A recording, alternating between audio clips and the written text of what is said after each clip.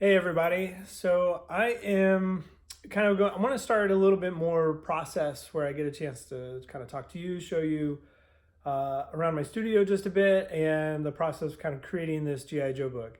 Um, I haven't come out in video and really talked about it too much.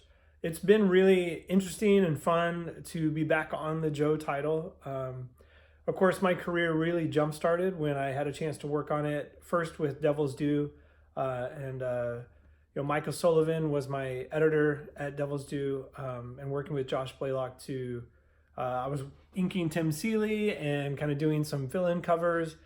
And I think my very first work was a fill-in issue on Snake Eyes Declassified. And then as IDW got the title, I was able to kind of launch the main Joe series with Chuck Dixon and Andy Schmidt as my editor. And I worked on that book on and off for, I think, 3-4 years and continue to do covers and little just things for G.I. Joe related, kind of art jobs for a number of years, doing over 100 G.I. Joe covers. And I've just really enjoyed getting to know the fan base when I go to conventions. I've made really lifelong friends with a lot of the Joe fans that have supported my work all these years. So to be able to get back to it, I've mentioned this online, but it's just like kind of being with friends, that you haven't seen in a long time. So getting a chance to draw them, the great ambition of this current story that we're on, the Snake Hunt, is being written by Larry Hama, is spotlighting every Joe character. And so far, it feels like he's going to try and hit every Cobra character as well. So now it'll be a 10-issue run. The first issue came out yesterday. So you can go to your local comic book shops. I'm going to be doing a signing this Saturday at Neighborhood Comics in Savannah, Georgia, from 11 to 3. But you can also go online. Like if you don't have a local comic shop really near you, there's a phenomenal company that I've enjoyed working with over the years, Discount Comic Book Service online and In Stock Trades online. So they've been a huge support of my work over the years, and so I've really appreciated all of their efforts. So if you don't have a local comic shop, there's somebody else that you can kind of purchase from online. So today I'm going to just kind of talk through a little bit of my process, specifically when it comes to just kind of laying out the page, the size I draw at, and just as I draw, I'm going to kind of talk through it a bit. So it's not going to be a sped up video, kind of like some of my other ones, and I'll post some of those pretty soon too, just on and off throughout the issue. I'm not going to draw anything or show anything on the video that's spoiler specific, but we'll get started here. Okay, so just real quick, this is my studio that I draw in when I'm at home. I also draw a lot while I'm at the SCAD building, either in between classes, before, after classes. So obviously there's plenty of drawing materials there, tables and scanners and all the stuff that I might need. Here I do have my kind of digital setup. I do some work digitally, but for the most part, I still keep everything traditionally. I just have just some comics and things like that. And of course, our dog, Tandy. Tandy.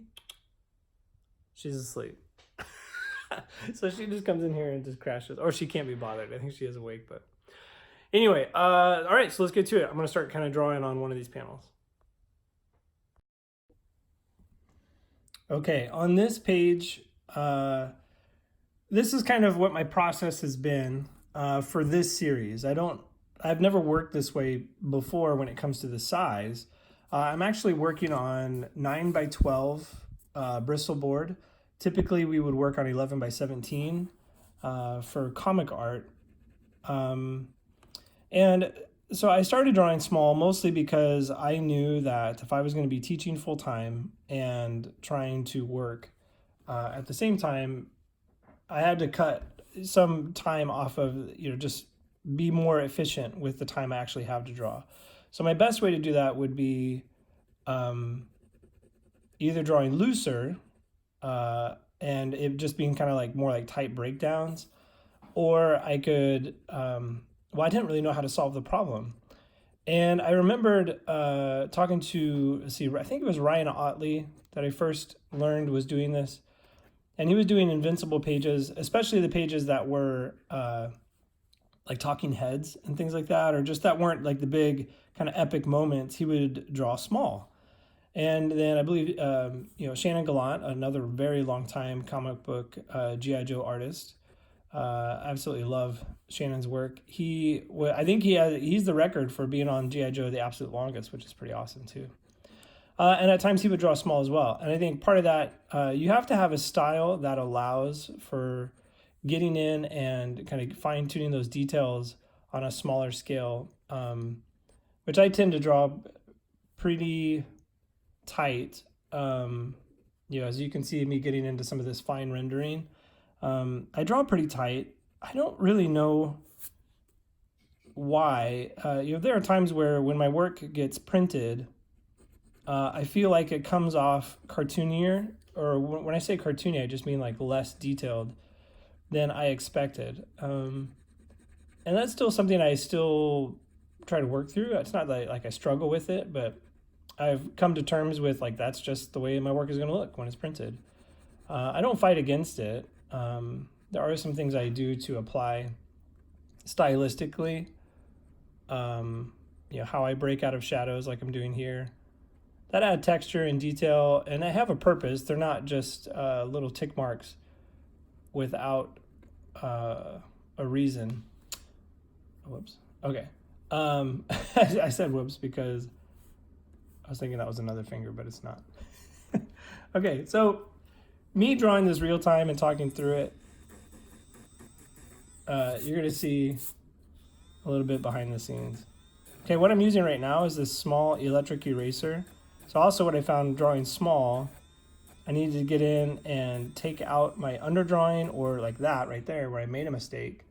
I need to be able to go in and fix it and not take out the whole drawing I just put down. So this little tiny electric eraser, I just push this button, spins that end.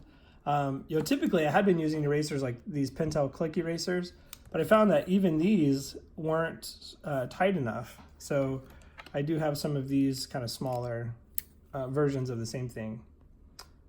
And I use that electric eraser when I've drawn too hard, and so now I need to get that line out. So that line that I thought was a finger was actually just a seam on his mask. So I'm drawing Snake Eyes right here. This is, according to the story, the character previously kind of known as Throwdown, and Sean Collins. So he has kind of taken up the mantle of Snake Eyes after Snake Eyes' death in the G.I. Joe series. So while this is somebody who has been trained with Arashikage skills and is obviously a soldier with the Joes, he's kind of taken on the mantle of of Snake Eyes, just to kind of keep up the premise, that Snake Eyes is alive and still a threat to Cobra. And so he's constantly training to try and, and that's an interesting story concept that he has to live up to that, obviously that kind of legend, that living legend that Snake Eyes was. Now there's a little bit of complication is we also have this character, Dawn Moreno, who has the actual memories and kind of instilled skills of Snake Eyes, kind of brainwashed into her a bit. So between these two characters, we have, a living Snake Eyes, the aesthetic, the visual aesthetic, and the memories and skill sets. So while Cobra doesn't know about that, this story arc really is going to dive into that, just that story concept specifically, which I am all about. Snake Eyes is hands down my favorite character. Now he's the easy way. He's like saying Wolverine or Spider-Man is your favorite Marvel character. He's like the easy character to say that about, just because he's the coolest, and he's always been, he gets the most spotlight. A ninja in the 80s was like the way to go. So he's always kind of been a premier character for G.I. Joe. But I enjoy drawing him because, some Joes, based on their speciality, there's only some ways to draw them. Like if you're going to draw Bazooka, he's either running or he's shooting a bazooka. Yeah, that's really it. And it's not to say he's not an interesting character. I do love that character. But, there are only so many visual poses to draw that character in. So with Snake Eyes, because he has that kind of ninja training, the martial arts, acrobatics, while being a commando on top of that, it just gives you more variety. That's also why I like drawing the character Helix. When we initially introduced her into the comics, I wanted very specifically to draw her with a very acrobatic kind of fighting style. And then when she would team up with Snake Eyes, he was often on the ground, either using his swords and martial arts, or Uzis, small arms, things. And then I would draw Helix like flipping about, using her dual kind of weapon fighting. And so I enjoy those characters that give you a variety of like poses and ways to kind of spotlight who they are. So more about the process. Typically, I'll work and draw out a small thumbnail, something very small. And with G.I. Joe, I would just go straight to the page. When I've done stuff for Marvel or Dark Horse, I would often do another small layout. I'll show examples of that some other time. But I would do those first just so they could get approved. With the Joe stuff, I don't know if it was just that they trusted me, or it's always been a matter of, we've got to get this book done on time, and the amount of time I put into layouts, I might as well be working on the page, and that they would trust, storytelling wise, that I would be able to tell that story clearly. But for me, I just kind of take that thumbnail as a guideline, and I go straight to the actual page. This is about the amount of underdrawing I do. You can see it's just gestured in. This is going to be a character here in the background. And I know who it is. I don't need more information than that. You can see there's quite a bit of drawing that I do that's not in the underdrawing, that I'm kind of doing the finishing details on. And I just kind of work it in as I go. Now, the pencil I'm drawing with is a lead holder with just with an H lead. That's kind of how hard the lead is. And I find that while I did that for the majority of my career, for over 10 years, I'm finding that in Savannah, Georgia, it's not working out for me very well. And it's hard for me to let go of it. You can see I'm still drawing with it today. The reason for that is because it's so humid in Savannah, in the South, that it makes your paper softer. So when you have a hard lead, it cuts into the page kind of without me really wanting it to. And that's becoming a bit of a struggle. So instead of me being able to kind of just smoothly put a line down, after I draw a line in, if I draw it too hard, it becomes a channel, like I've engraved the page a bit. And that can kind of throw off like how easy it is to erase or make changes, but then also, when I'm filling in blacks and things like that, like the pencil kind of wants to go into that channel. Anyway, so that's just a bit of process. I have to maybe sometimes change up the tools I'm using based on where I'm at, that kind of stuff.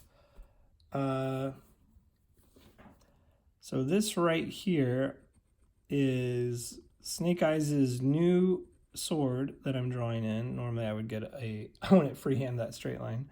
Normally I would just get a straight edge for that.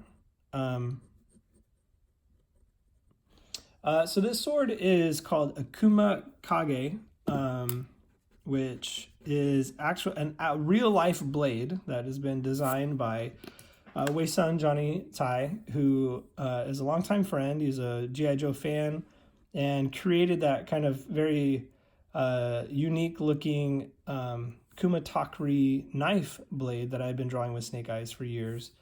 And he had developed this new kind of short sword, kind of based, very loosely based on Snake Eyes' kind of blade that has this kind of flare at the end right here. And so I've been kind of drawing it in as Sean's Snake Eyes sword, go-to Snake Eyes sword for this part of the series. It's really interesting because it has a black blade. Maybe some other video I can kind of actually showcase that and show, because I have a real life one here in my studio. Okay, so I might go ahead and move on here. This is another thing too, is this isn't the traditional costume that I had gotten used to drawing Snake Eyes in. I had kind of developed a costume that I had refined over the years that I was working on G.I. Joe.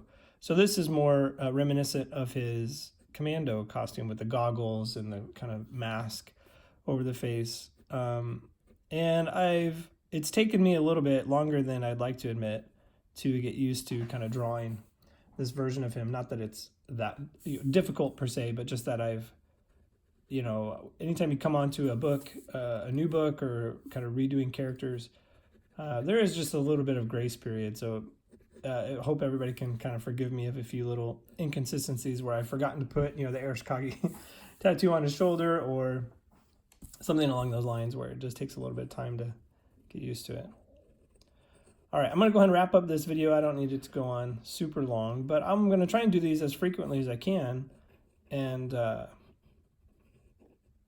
give everybody a little bit of a peek behind the scenes. So if you get a chance, go out and pick up that first issue of G.I. Joe 266, the first of a 10-issue arc called Snake Hunt, written by Larry Hama, penciled by myself and inked by my brother, Brian Atkins. It's been awesome getting a chance to work with him.